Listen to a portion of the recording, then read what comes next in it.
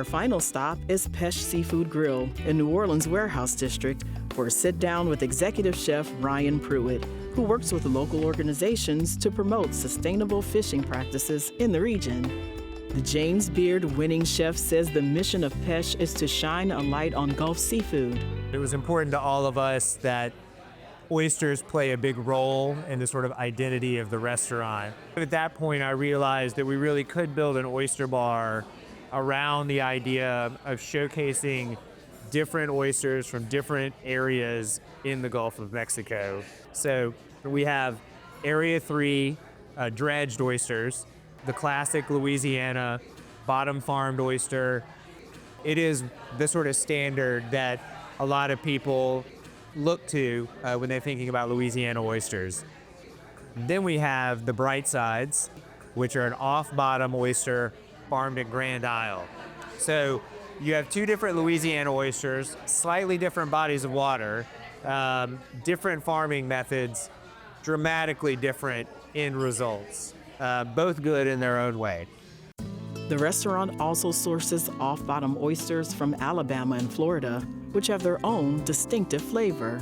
We're serving little honeys from Florida. They're farmed in Appalachia Bay.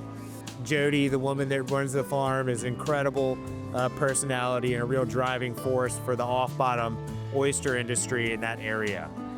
With Nathan's oysters down at Brightside, he's going to get variability depending on the height of the river and the direction of the wind, and so his oysters are going to exist in their own ecosystem.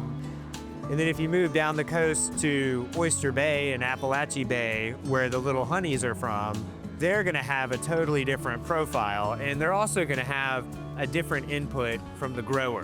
One may tumble the oysters more often than the other, resulting in a deeper cup. One may be in an area that's gotten a lot of rain, which may make the oysters a little sweeter. So all of these things combined, they all tell a story of the location that they were grown in and the people that grew them. For oyster shuckers, there's a learning curve to opening the off-bottom oysters. The dredged oysters, much thicker shells, right? So these guys have to fight against the elements and battle it out on the floor of the Gulf. So they're a lot heavier, a lot thicker shells. There's a lot of sort of like force that goes into that, whereas a more delicate off-bottom oyster might require a little bit more finesse. The alternative oyster culture is a way to diversify the Louisiana oyster industry and increase production. Off-bottom oyster aquaculture is really almost an anomaly in the seafood world these days. And the reason for that is pretty simple. As a sort of younger person, the barrier to entry is dramatically lower. 15 years ago, this didn't really exist. There were a few sort of test farms going on, but nothing on a commercial scale. Fast forward to today, and there's new farms opening up all the time.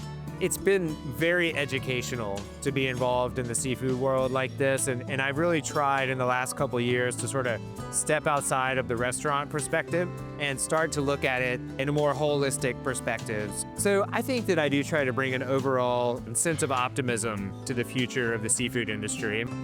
The sort of most difficult things on the horizon are all related to climate change, land loss, how those are going to affect all of these industries. But, you know, I think that the oyster industry in particular is a real bright, shining light.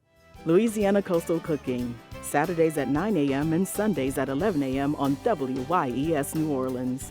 Check local listings for your public TV station. Learn more at WYES.org.